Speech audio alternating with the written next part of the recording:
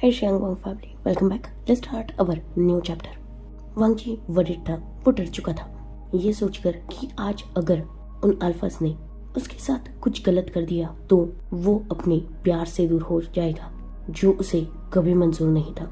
यही रीजन था कि उसका बिहेव अग्रेसिव था विंग के साथ, पर विंग ने वांग जी को उतना ही सॉफ्टली हैंडल किया था, उसे कंफर्ट किया था अपनी बातों से।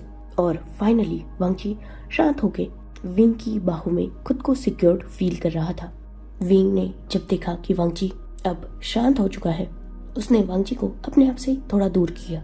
वांग जी के फेस पर जो कुछ टीयर्स बचे हुए थे या उनके मार्क्स बन चुके थे, विंग ने उन्हें जेंटली क्लीन किया।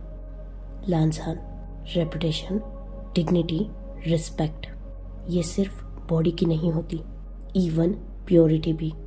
अगर किसी ओमेगा के साथ कुछ गलत होता है, कोई अल्फा अगर बिना उसकी मर्जी के ओमेगा के साथ कुछ भी करता है, तो गलत अल्फा है, ओमेगा नहीं।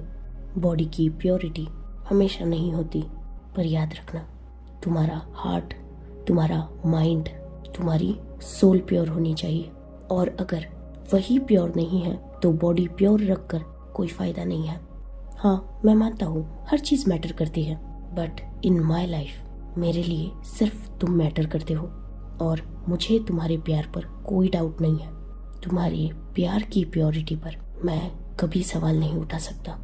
रही बात तुम्हें छोड़ देने की, तो मैंने तुम्हें पहले भी कहा है, अगर मैं तुम्हें अपनी लाइफ में अलाउ कर रहा हूँ, एक्सेप्ट कर रहा हूँ, तो मैंने खुद को बहुत पुश किया है, खुद से किया गया वादा तोड़ा है मैंने तुम्हारे लिए, और अब तुम्हें छोड़ने का मेरे पास ऑप्शन ही नहीं है। And I am really sorry. मैंने उस ओमेगा के साथ जो भी बिहेव किया वो एज प्रोफेसर था, उसके अलावा मैंने कभी उसकी तरफ ठीक से देखा भी नहीं है, और ये बात तुम अच्छी तरीके से जानते हो। अगर तुम्हें डाउट है तो I will prove my self. उस वक्त वो सिर्फ उस वक्त की मजबूरी थी, मेरा कोई इंटेंशन नहीं था उसे अपनी तरफ अट्रैक्ट करने का। अब उसके दिमाग में क्या चीजें चलती है ये मुझे तो नहीं पता हो सकता, बट बिलीव मी, मैं नहीं जानता था कि वो ये सब कुछ करेगा।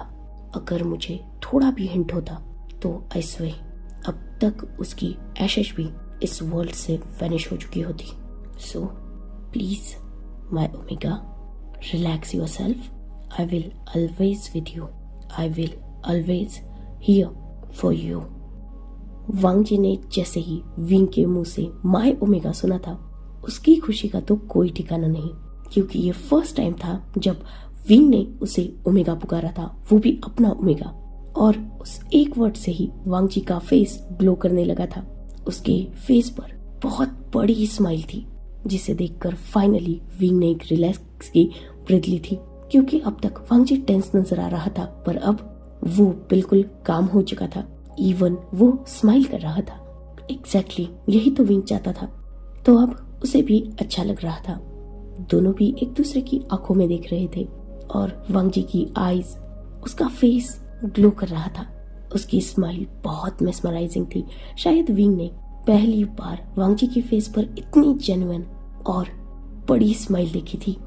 उन दोनों का ये ब्यूटीफुल मोमेंट हर कोई एंजॉय कर ही रहा था। तभी चैंग, जिसके हाथ में जो मोबाइल था, वो रिंग करने लगा और सबका ध्यान उस मोबाइल की रिंग से चैंग की तरफ गया था। चैंग जिसके हाथ में विंग का मोबाइल था, चैंग जिसने बिना सोचे समझे कॉल डिस्कनेक्ट कर दी, क्योंकि वो इतना प्यारा मोमेंट स्पॉइल नहीं करना चाहता था। पर तुरंत ही विंग के मोबाइल पर एक वॉइस मैसेज डिलीवर हुआ था। चैंग ने जब वो देखा तो अनइंटेंशनली, मतलब जस्ट गलती से, उस वॉइस मेल को उसने प्ले कर दिया।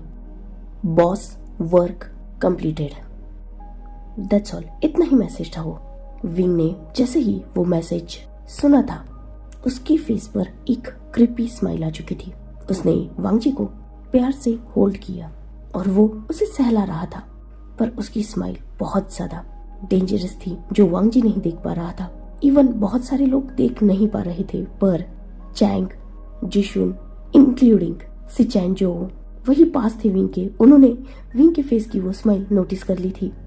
अभी जस्ट कुछ ही वक्त बीता था, तभी शुयांग, जिसका मोबाइल रिंग करने लगा और शुयांग ने कॉल पिक कर ली क्योंकि कॉल पुलिस इंस्पेक्टर की थी और ऑब्वियसली शुयांग ने ही कंप्लेंट फाइल की थी। देन इंस्पेक्टर बाद में आने वाले थे वांग जी का स्टेटमेंट लेने। शुयांग, जो पुलिस ऑफिसर से बात करने के लिए बाहर निकल चुका था, वो कुछ ही देर बाद फिर से रूम में आया और उसने सीधा चैंग की तरफ देखा था।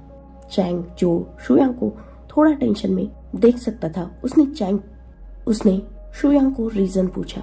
शुयांग ने चैंग को बताया कि उन अल्फाज ने बीच रास्ते में ही भागने की कोशिश की, जिस रीजन से पुलिस ऑफिसर्स को उन अल्फाज पर फायर करना पड़ा, वो भी मजबूरी में। और वो टोटल 3 अल्फाज थे। एक को बुलेट उसके पैर पे लगी है, दूसरे को बैक साइड शोल्डर पे, और तीसरा जिसने वांग जी को छूने की हिम्मत की थी, उसके दोनों हाथ कट चुके हैं। एक कार के आगे आ गया था वो भागते भागते और उस कार ने उसे हिट कर दिया। तीनों भी इंजर्ड है और हॉस्पिटलाइज है। बस वो ओमेगा सही सलामत है। रूम में दोनों फैमिलीज, वांग जी के सारे दोस्त मौजूद थे। वॉइस मैसेज भी सबने सुना था और शुयांग की सारी बातें भी सबने सुन ली। साथ ही जो कुछ भी हुआ वो किसने कराया है ये भी सब समझ ही चुके। विंग, जिसने वांग जी को अपने आप से दूर किया और उसे सॉफ्ट स्माइल के साथ कहा, देखा, कर्मा हिट बैक।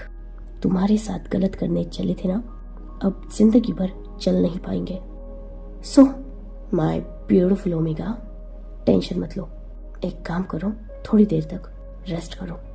विंग, जिसके फेस पर अब सॉफ्ट स्माइल थी और वो बिल्कुल रिलैक्स नजर आ रहा था। वही वांग जी, वो थोड़ा डर चुका था क्योंकि सच में विंग पागल है। खैर, विंग ये समझ सकता था पर वो इस बात को वांग जी के सामने एक्सप्लेन नहीं कर सकता था क्योंकि हाँ, यही उसका नेचर है और वो खुद को कभी नहीं बदल सकता। जो उसे हर्ट करने की कोशिश करेगा उसे पे बैक तो करना ही पड़ेगा। वही वांग जी, उसने जस्ट विंग की बात सुनकर अपने हेड को नोट किया था। विंग, जिसने वांग जी को ठीक से बेड पर लेटा दिया और उसे ब्लैंकेट से कवर कर दिया। रेस्ट करो, मैं फूड प्रिपेयर कराता हूँ। वांग जी, जिसने बस अपनी आईज ब्लिंक की थी, और विंग, जो वहां से उठ चुका था। इवन वो उस रूम से बाहर जा चुका था और उसी के पीछे बाहर निकला था जिशुन और चैंग। जिशुन, जो बिल्कुल विंग के पीछे था और उसके पीछे चैंग था। जिशुन ने विंग को रोक दिया, जिससे विंग रुक भी गया और उसने पीछे मुड़ के जिशुन की तरफ देखा। वो ऑलरेडी जिशुन का सवाल जानता था, इसलिए उसने बिल्कुल फ्रीली आंसर किया था, मैं खुद को किसी भी तरीके चेंज नहीं कर सकता। वो मेरी लाइफ है, मेरी एंटायर हैप्पीनेस। वो मेरा लाइफ पार्टनर है, मेरी रेपुटेशन, डिग्निटी, मेरी रिस्पेक्ट है। जो उसके आंखों में आंसू लाएगा, जो उसे हर्ट करेगा, उसे जिंदा रहने का भी हक नहीं है। पर आसानी से मौत देने वालों में से मैं नहीं हूँ। तो जो कुछ भी किया मैंने वो सब इंटेंशनली किया। रही बात उस ओमेगा की, तो सजा उसे भी मिलेगी। मैं नहीं चाहता हूँ जिशुन लोगों से भिड़ने के लिए। लोग आते हैं मेरे पास खुद मरने के लिए। तुम जानते हो ना मेरा नेचर। जिस इंसान को मैं एक बार अपना मान लूं, उसे अगर कोई हर्ट करता है तो मेरी नजर में सामने वाले को जिंदा रहने का कोई हक नहीं है। और कम ऑन, जो अल्फा खुद के ओमेगा को प्रोटेक्ट नहीं कर सकता, ऐसा अल्फा होना यूजलेस है। मैं उसे, अपनी फैमिली को, इवन लैन फैमिली को भी अब प्रोटेक्ट करूंगा। उसकी लाइफ में जो भी लोग हैं जिन्हें वो अपनी लाइफ में इम्पोर्टेंट समझता है, चाहे वो उसकी फैमिली हो, उसके फ्रेंड्स हो, मैं उन सबको प्रोटेक्ट करूंगा क्योंकि ये बात उसे हैप्पी रखती है और उसे हैप्पी रखने के लिए मैं कुछ भी करूंगा। सो प्लीज, मुझे तुम्हारा कोई लेक्चर नहीं सुनना। मैं नहीं बदलने वाला, जैसा हूँ ठीक हूँ, दैट्स ऑल। वैसे भी उसने लंच नहीं किया है और आज वो जिस मुसीबत में था, कहीं ना कहीं वो मुसीबत मेरी वजह से है, तो अब उसकी टेक केयर करना मेरी रिस्पॉन्सिबिलिटी है। वैसे भी अब वो पूरी तरीके से मेरी ही रिस्पॉन्सिबिलिटी है। मेरा बिलव्ड हस्बैंड बनने वाला है वो, जो मुझसे बहुत प्यार करता है। So don't interfere it. Wing जिसने अपनी बात कंप्लीट की थी, देन उसने पीछे चैंग की तरफ देखा जो विंग की तरफ ही थोड़ा शॉकिंगली देख रहा था। चैंग, अपने ओमेगा को ऐसे ही प्रोटेक्ट करना, क्योंकि ऑब्वियसली बहुत होप, एक्सपेक्टेशन और ड्रीम्स लेके कोई ओमेगा किसी अल्फा को अपना मानने लगता है, उसे अपना सब कुछ देता है, तो अल्फा का फर्ज बनता है उस ओमेगा को प्रोटेक्ट करना। दुनिया की नज़र में हम सही है या गलत, ये बात मैटर नहीं करती।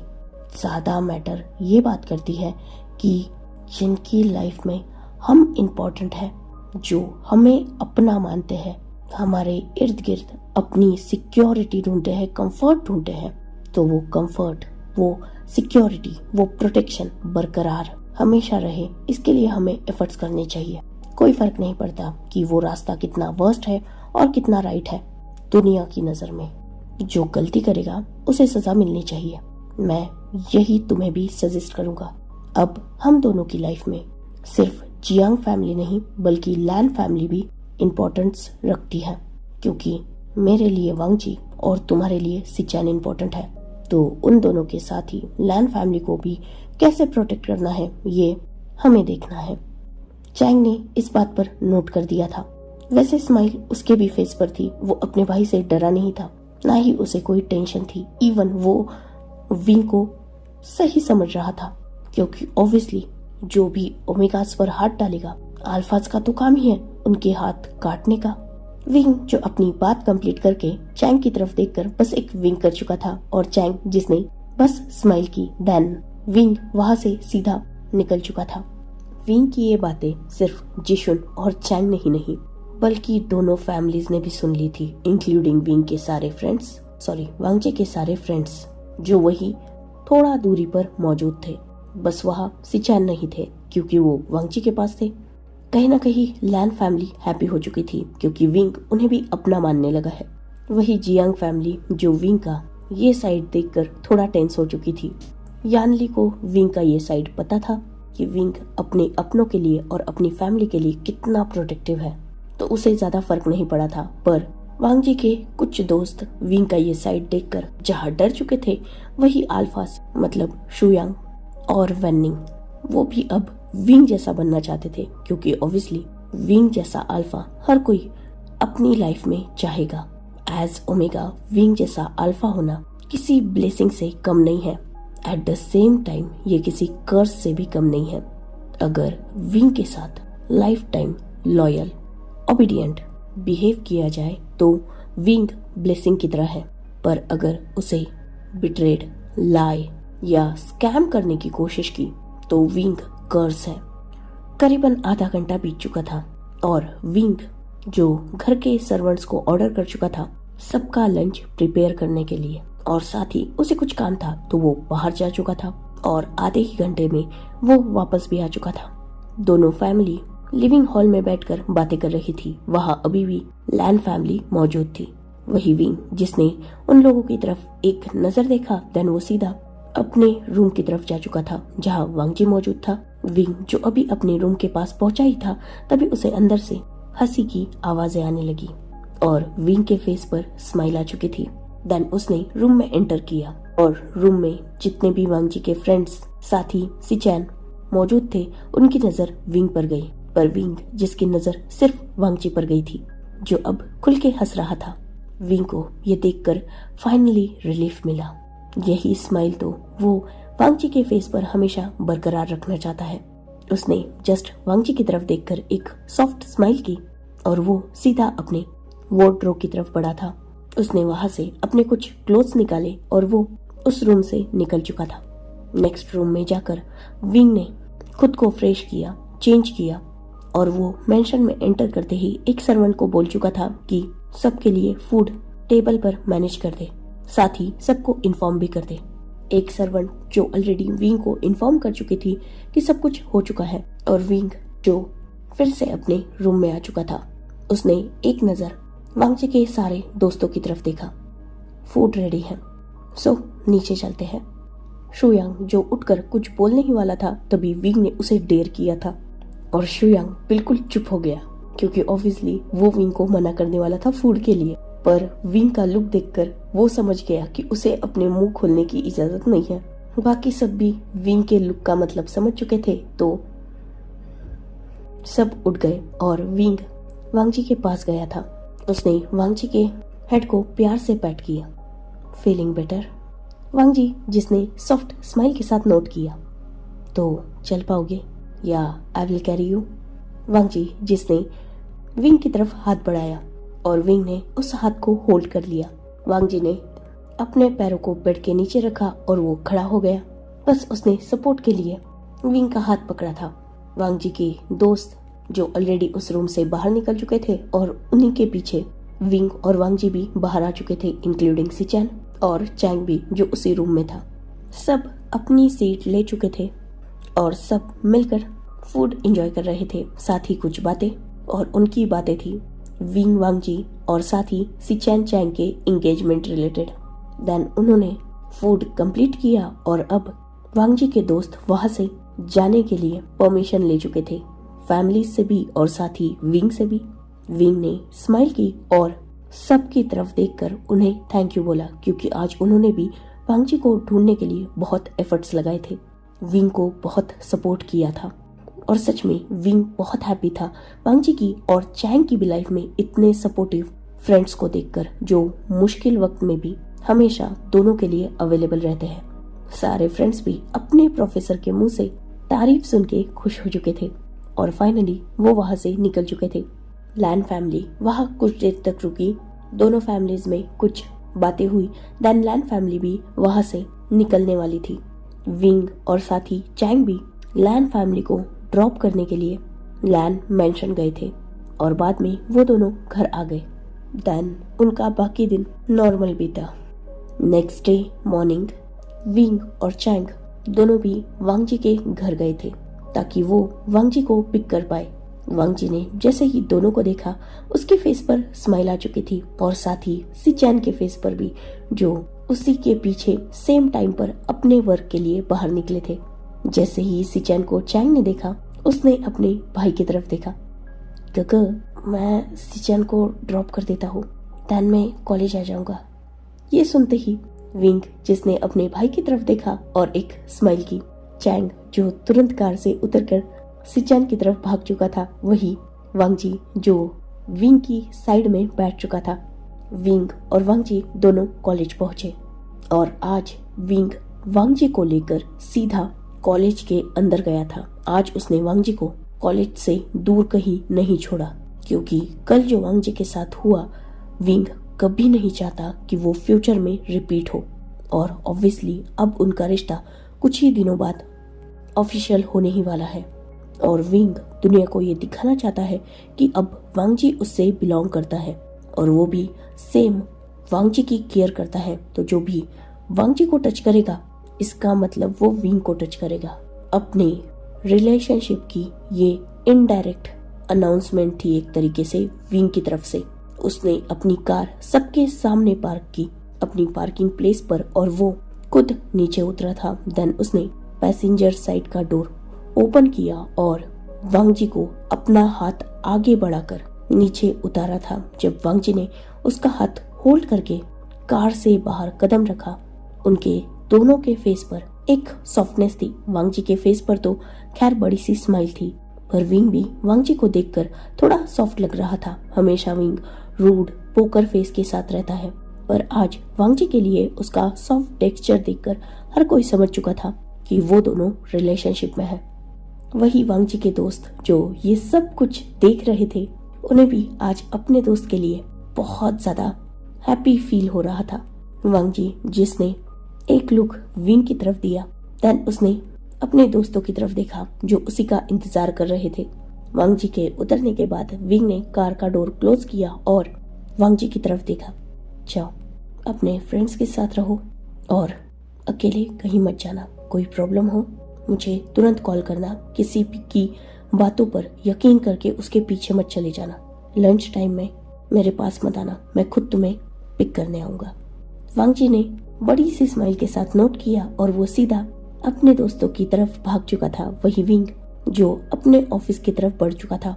कल जो कुछ भी वांग जी के साथ हुआ उसके बारे में कहीं ना कहीं कॉलेज में बातें चल ही रही थी, और जिस तरीके से जियांग्स ब्रदर वांग जी के लिए फाइट कर रहे थे, सबको कहीं ना कहीं विंग, वांग जी और चैंग के रिलेशनशिप का हिंट मिल ही चुका था। पर कुछ लोग ये अज्यूम कर बैठे थे कि ये लव ट्रायंगल है, और कुछ लोगों का ये कहना था कि विंग ने बस अपने ब्रदर के बेस्ट फ्रेंड को प्रोटेक्ट किया, और एक रीजन ये भी हो सकता है कि विंग कॉलेज की रेपुटेशन डाउन नहीं होने देना चाहता, इसलिए उसने फाइट किया।